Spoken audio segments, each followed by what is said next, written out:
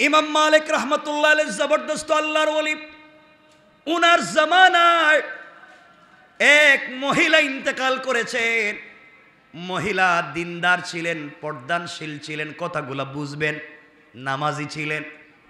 এই মহিলা ইন্তেকাল করবার পরে মহিলার গোসল করাবে, কিন্তু এই বাড়িতে কোনো মহিলা নাই। আরেক মহল্লার থেকে কয়েকজন মহিলা এসেছে, ওই নারীকে গোসল করাবার জন্য এসেছে। গোসল করাবার জন্যে যখন তাকে পর্দা করে গোসলখানায় নিয়ে গেল, যেই মহিলা মৃত মহিলাকে গোসল করাবে সে আগে থেকেই তাকে চিনত। গোসল করাতে গিয়ে শরীর থেকে যখন কাপড় সরিয়ে দিয়েছে, লজ্জাস্থান থেকে পুরা বডি থেকে যখন কাপড় সরিয়ে দিয়েছে, যেই মহিলা গোসল করাতে গিয়েছে ওই মহিলা ওই মৃত নারীর রানের উপরে হাত রেখে হঠাৎ বলে ফেলেছে, আজ তোমার গোসল আমি করাচ্ছি। আর তোমাকে না একদিন আমি দেখছিলাম একটা ছেলের সঙ্গে হাত ধরে ঘুরে বেড়াতে, এক ছেলের সঙ্গে তোমাকে একদিন হাত ধরে ঘুরে বেড়াতে দেখেছি। পাবলিক তোমাকে কত ভদ্র মনে করত, কত তুমি পর্দা করে চলতে, মানুষ তোমাকে তাহাজ্জুদ গুজার মনে করত, তোমার স্বামী তোমাকে আমানতদার মনে করত, পাবলিক তোমাকে বড় ভদ্র নারী জানতো। আর তোমাকে আমি আরেক ছেলের সঙ্গে দেখছি। এই কথা বলবার সাথে সাথে যেই নারী গোসল করাচ্ছিল তার হাতটা ওই মৃত নারীর রানের সঙ্গে আটকে গেল, একবার আঠার মতো আটকে গেল। হাত আর ছুটে না, অনেক চেষ্টা করে হাত ছুটানো যায় না। এক পর্যায়ে এলাকার হুজুরদেরকে বলা হলো কি করা যায়। ইমাম সাহেব আর কি করবে? ইমাম সাহেব ফতোয়া দিলেন, এক কাজ করেন, যেহেতু মহিলা মরে গিয়েছে আর ওই জীবিত নারীর হাত আটকে গিয়েছে, জীবিত নারীর হাত কাটার কথা আমি বলতে পারি না, যেহেতু মৃত মানুষ, রানের ওই অংশটুকুন চামড়াটুকুন কেটে দেন, হাত ছুটে যাবে। যার স্ত্রী মারা গেছে এই স্বামীকে কথা মানবে? কথা কন। বলতেছে না আমার স্ত্রীর চামড়া কাটা যাবে না, প্রয়োজনে তোমার বউর হাত কাটো। এখন হে বেচারার কি কয়, আমরা আইছিলাম আরেক গ্রাম থেকে আপনার বউরে গোসল করাইতাম, এখন আমার বউর হাত কাটবেন আপনি? কেউ যখন ফতোয়া দিতে পারে না, পুরা দেশের আলিম কি করবেন? অর্ধেক দিন চলে গিয়েছে, ওই নারীর হাত ছুটে না, কথাগুলা বুঝবে। লম্বা সময় চলে গেল, শেষ পর্যন্ত সবাই মিলে এই দেশের সব থেকে বড় মুফতি যিনি ছিলেন ইমামে মালিক রহমতুল্লাহ আলাইহির কাছে গেলেন। তিনি শুনলেন, তিনি বললেন পর্দা করে একটা জায়গায় রেখে দাও।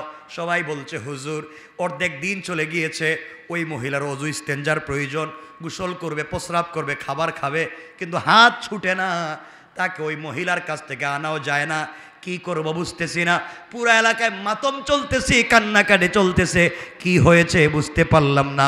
এক পর্যায়ে ইমাম মালিক কাছে আসলেন, মহিলাকে বললেন ঘটনা কি হয়েছে তুমি বলো।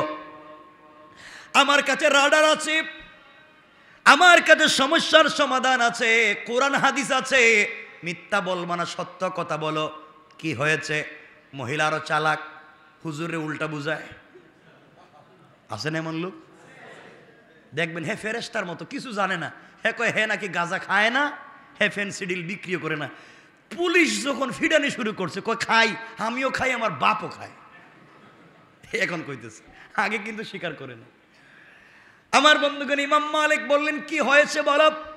মহিলা বলতেছে জানি না, আমি এসে এখানে তিলাওয়াত করতেছিলাম, হঠাৎ দেখি হাত আটকে গেছে। হে নাকি তিলাওয়াত করতেছিল, হে তিলাওয়াতে ছিল, ওর হাত হঠাৎ আটকে গেল। ইমাম মালিক বলে মিথ্যা কথা বলবা না, সত্য কথা বলো বেঁচে থাকতে হলে, নচেত তোমাকে হত্যা করব। এক পর্যায়ে সন্ধ্যা হয়ে গিয়েছে, ওই মহিলা কোনো উপায় না পেয়ে ইমাম মালিকের কাছে বলতেছে, ইমাম মালিক ওই মহিলাকে যখন গোসল করাচ্ছিলাম হঠাৎ করে আমি বলে ফেলেছিলাম, আমি একদিন ধারণা করে ওই মহিলার সঙ্গে একজন পুরুষকে দেখছিলাম, জানি না কে, আমি বলছিলাম ওই গোসল করাতে তার রানের উপরে হাত রেখে তুমি একজন বেগানা পুরুষের সঙ্গে ঘুরে বেড়াইছো, এই কথা বলার কারণে হাত আটকে গেল। ইমাম মালিক বললেন তুমি তুহমত দিয়েছ, হয়তো মিথ্যা কথা বলেছ, হয়তো তার সঙ্গে তার স্বামী ছিল, এই জন্য দুনিয়ায় তোমাকে শাস্তি পাওয়াই লাগবে। সুতরাং কোরআন আছে আমার কাছে, আমি দেখব তুমি এই অপরাধের শাস্তি কি। অপরাধের শাস্তি কোরআন খুললেন, খুলে দেখলেন কেউ যদি কারো উপরে মিথ্যা তুহমত দেয়, এই তার দুনিয়ার শাস্তি হলো আচ্ছা মতো একটা বেত নিয়া তার বডিতে 80টা বেত্রাঘাত দূররা। কয়টা? কয়টা? 2 সাইডটা মারার পরে মানুষ বাঁচে না। কয়টা মারতে বলছেন? 80টা। 80 বেত্রাঘাত। সবাই তো আশ্চর্য, এখন কি করা যায়? তিনি বললেন মারো। সে তুহমত দিয়েছে, মিথ্যা বলেছে, অপবাদ দিয়েছে, জাহান্নামে তো যাবেই, দুনিয়া শাস্তি পাওয়া লাগবে, কারণ সে কোনো মিথ্যা তুহমত দিতে গেল। এই জন্য খবরদার, সাবধান করে দিয়ে যায়, কেউ কারো প্রতি মিথ্যা তুহমত দিবেন না। হয়তো ইন্তেকাল করবেন, তওবা করার, মাফ চাওয়ারও সুযোগ খুঁজে পাবেন না। আমার বন্ধুগণ, এক পর্যায়ে 1-2 করে 70টা বেত্রাঘাত দেওয়া হলো, কিন্তু মেয়েটার হাত ছুটে না। এক পর্যায়ে 59টা বেত্রাঘাত করা, 79টা বেত্রাঘাত করা হলো, এখনো হাত লেগে আছে।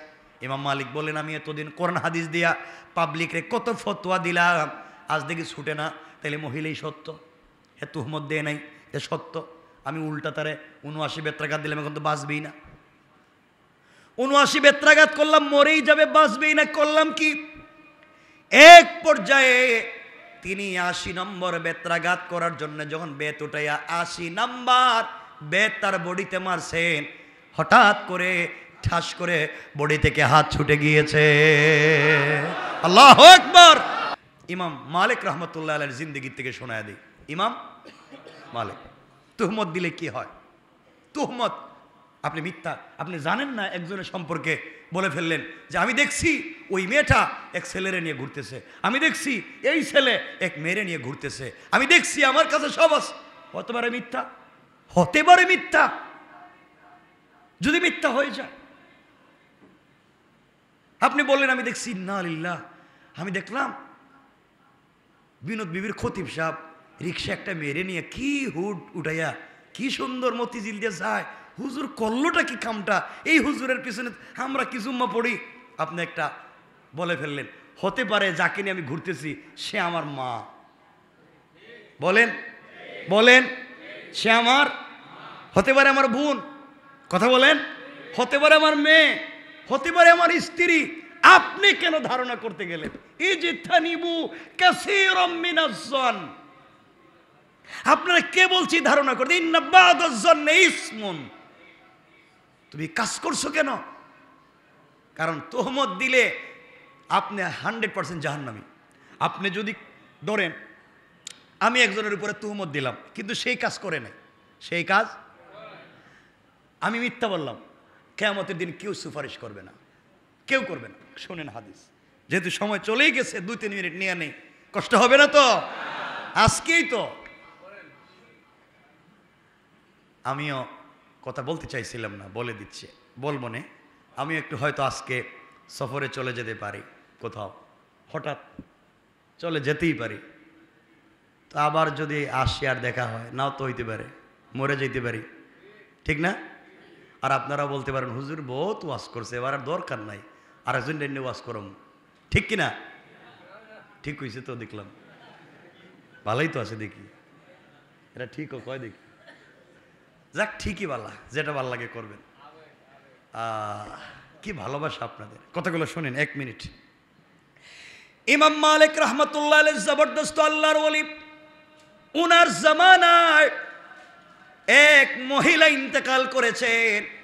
মহিলা দিনদার ছিলেন, পর্দানশীল ছিলেন, কথাগুলো বুঝবেন, নামাজি ছিলেন। এই মহিলা ইন্তেকাল করবার পরে মহিলার গোসল করাবে, কিন্তু এই বাড়িতে কোনো মহিলা নাই। আরেক মহল্লার থেকে কয়েকজন মহিলা এসেছে, ওই নারীকে গোসল করাবার জন্য এসেছে। গোসল করাবার জন্য যখন তাকে পর্দা করে গোসলখানায় নিয়ে গেল, যেই মহিলা মৃত মহিলাকে গোসল করাবে সে আগে থেকেই তাকে চিনত। গোসল করাতে গিয়ে শরীর থেকে যখন কাপড় সরিয়ে দিয়েছে, লজ্জাস্থান থেকে পুরা বডি থেকে যখন কাপড় সরিয়ে দিয়েছে, যেই মহিলা গোসল করাতে গিয়েছে ওই মহিলা ওই মৃত নারীর রানের উপরে হাত রেখে হঠাৎ বলে ফেলেছে, আজ তোমার গোসল আমি করাচ্ছি। আর তোমাকে না একদিন আমি দেখছিলাম একটা ছেলের সঙ্গে হাত ধরে ঘুরে বেড়াতে, এক ছেলের সঙ্গে তোমাকে একদিন হাত ধরে ঘুরে বেড়াতে দেখেছি। পাবলিক তোমাকে কত ভদ্র মনে করত, কত তুমি পর্দা করে চলতে, মানুষ তোমাকে তাহাজ্জুদ গুজার মনে করত, তোমার স্বামী তোমাকে আমানতদার মনে করত, পাবলিক তোমাকে বড় ভদ্র নারী জানতো। আর তোমাকে আমি আরেক ছেলের সঙ্গে দেখছি। এই কথা বলবার সাথে সাথে যেই নারী গোসল করাচ্ছিল তার হাতটা ওই মৃত নারীর রানের সঙ্গে আটকে গেল, একবার আঠার মতো আটকে গেল। হাত আর ছুটে না, অনেক চেষ্টা করে হাত ছুটানো যায় না। এক পর্যায়ে এলাকার হুজুরদেরকে বলা হলো কি করা যায়। ইমাম সাহেব আর কি করবে? ইমাম সাহেব ফতোয়া দিলেন, এক কাজ করেন, যেহেতু মহিলা মরে গিয়েছে আর ওই জীবিত নারীর হাত আটকে গিয়েছে, জীবিত নারীর হাত কাটার কথা আমি বলতে পারি না, যেহেতু মৃত মানুষ, রানের ওই অংশটুকুন চামড়াটুকুন কেটে দেন, হাত ছুটে যাবে। যার স্ত্রী মারা গেছে এই স্বামীকে কথা মানবে? কথা কন, বলতেছে না আমার স্ত্রীর চামড়া কাটা যাবে না, প্রয়োজনে তোমার বউর হাত কাটো। এখন হে বেচারার কি কয়, আমরা আইছিলাম আরেক গ্রাম থেকে আপনার বউরে গোসল করাইতাম, এখন আমার বউর হাত কাটবেন আপনি? কেউ যখন ফতোয়া দিতে পারে না, পুরা দেশের আলিম কি করবেন? অর্ধেক দিন চলে গিয়েছে, ওই নারীর হাত ছুটে না, কথাগুলা বুঝবে। লম্বা সময় চলে গেল, শেষ পর্যন্ত সবাই মিলে এই দেশের সব থেকে বড় মুফতি যিনি ছিলেন ইমামে মালিক রহমাতুল্লাহ আলাইহির কাছে গেলেন। তিনি শুনলেন, তিনি বললেন পর্দা করে একটা জায়গায় রেখে দাও। সবাই বলছে হুজুর অর্ধেক দিন চলে গিয়েছে, ওই মহিলার অজু ইস্তেঞ্জার প্রয়োজন, গোসল করবে, প্রস্রাব করবে, খাবার খাবে, কিন্তু হাত ছুটে না, তাকে ওই মহিলার কাছ থেকে আনাও যায় না। কি করবো বুঝতেছি না, পুরো এলাকায় মাতম চলতেছে, কান্নাকাটি চলতেছে, কি হয়েছে বুঝতে পারলাম না। এক পর্যায়ে ইমাম মালিক কাছে আসলেন, মহিলাকে বললেন ঘটনা কি হয়েছে তুমি বলো। আমার কাছে রাডার আছে, আমার কাছে সমস্যার সমাধান আছে, কোরআন হাদিস আছে, মিথ্যা বলবো না, সত্য কথা বলো, কি হয়েছে। মহিলারও চালাক, হুজুরে উল্টা বুঝায়। আছেন এমন লোক, দেখবেন হে ফেরেশতার মতো, কিছু জানে না। হে কয় হে নাকি গাঁজা খায় না, হে ফেনসিডিল বিক্রিও করে না। পুলিশ যখন ফিডানি শুরু করছে, কয় খাই, আমিও খাই, আমার বাপও খায়, এখন কইতেছে, আগে কিন্তু স্বীকার করে না। আমার বন্ধুগণ, ইমাম মালিক বললেন কি হয়েছে বলো। মহিলা বলতেছে জানি না, আমি এসে এখানে তিলাওয়াত করতেছিলাম, হঠাৎ দেখি হাত আটকে গেছে। হে নাকি তিলাওয়াত করতেছিল, হে তিলাওয়াতে ছিল, ওর হাত হঠাৎ আটকে গেল।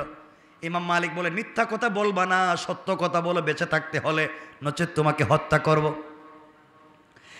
এক পর্যায়ে সন্ধ্যা হয়ে গিয়েছে, ওই মহিলা কোনো উপায় না পেয়ে ইমাম মালিকের কাছে বলতেছে, ইমাম মালিক ওই মহিলাকে যখন গোসল করাচ্ছিলাম হঠাৎ করে আমি বলে ফেলেছিলাম, আমি একদিন ধারণা করে ওই মহিলার সঙ্গে একজন পুরুষকে দেখছিলাম, জানি না কে, আমি বলছিলাম ওই গোসল করাতে তার রানের উপরে হাত রেখে তুমি একজন বেগানা পুরুষের সঙ্গে ঘুরে বেড়াইছো, এই কথা বলার কারণে হাত আটকে গেল। ইমাম মালিক বললেন তুমি তুহমত দিয়েছ, হয়তো মিথ্যা কথা বলেছ, হয়তো তার সঙ্গে তার স্বামী ছিল, এই জন্য দুনিয়ায় তোমাকে শাস্তি পাওয়াই লাগবে। সুতরাং কোরআন আছে আমার কাছে, আমি দেখব তুমি এই অপরাধের শাস্তি কি। অপরাধের শাস্তি কোরআন খুললেন, খুলে দেখলেন কেউ যদি কারো উপরে মিথ্যা তুহমত দেয়, এই তার দুনিয়ার শাস্তি হলো আচ্ছা মতো একটা বেত নিয়া তার বডিতে 80টা বেত্রাঘাত দূররা। কয়টা? কয়টা? 2 সাইডটা মারার পরে মানুষ বাঁচে না। কয়টা মারতে বলছেন? 80টা, 80 বেত্রাঘাত। সবাই তো আশ্চর্য, এখন কি করা যায়? তিনি বললেন মারো। সে তুহমত দিয়েছে, মিথ্যা বলেছে, অপবাদ দিয়েছে, জাহান্নামে তো যাবেই, দুনিয়া শাস্তি পাওয়া লাগবে, কারণ সে কোনো মিথ্যা তুহমত দিতে গেল। এই জন্য খবরদার, সাবধান করে দিয়ে যায়, কেউ কারো প্রতি মিথ্যা তুহমত দিবেন না, হয়তো ইন্তেকাল করবেন, তওবা করার, মাফ চাওয়ারও সুযোগ খুঁজে পাবেন না। আমার বন্ধুগণ, এক পর্যায়ে 1-2 করে 70টা বেত্রাঘাত দেওয়া হলো, কিন্তু মেয়েটার হাত ছুটে না। এক পর্যায়ে 59টা বেত্রাঘাত করা, 79টা বেত্রাঘাত করা হলো, এখনো হাত লেগে আছে। ইমাম মালিক বলেন, আমি এতদিন কোরআন হাদিস দিয়া পাবলিকরে কত ফতোয়া দিলাম, আজ দেখি ছুটে না, তাহলে মহিলাই সত্য, এ তুহমত দেয় নাই, এ সত্য। আমি উল্টা তারে 79 বেত্রাঘাত দিলাম, এখন তো বাঁচবেই না। 79 বেত্রাঘাত করলাম, মরেই যাবে, বাঁচবেই না, করলাম কি? এক পর্যায়ে তিনি 80 নম্বর বেত্রাঘাত করার জন্য যখন বেত উঠাইয়া 80 নাম্বার বেত তার বডিতে মারছেন, হঠাৎ করে ঠাস করে বডি থেকে হাত ছুটে গিয়েছে। আল্লাহু আকবার। তিনি বুঝতে পারলেন তুমি তো, তাহলে কি বুঝলেন? তুহমতের অপরাধ কি বুঝতে পেরেছেন? শাস্তি। আল্লাহ আমাদেরকে হেফাজত করুক। সবাই দোয়া করবেন, আল্লাহ আমাদের রমজানকে কবুল করুক। আমি আপনাদের কাছে বলি, আমি একটু সফরে যাব, আমার জন্য আপনারা দোয়া করবেন। আমি আপনাদের জন্য দিল করে দোয়া করব। আল্লাহ যদি চাহে বাঁচিয়ে রাখে, সুস্থ রাখেন, হয়তো আবার একসাথে দেখা করায় দেবে। আল্লাহ যদি না চায়, হয়তো কিয়ামতের দিন দেখা হবে। কষ্ট দিয়ে থাকলে ক্ষমা চাই, দোয়ায় মনে রাখবেন, বেশি বেশি করে মনে রাখবেন, আমিও আপনাদেরকে মনে রাখবো।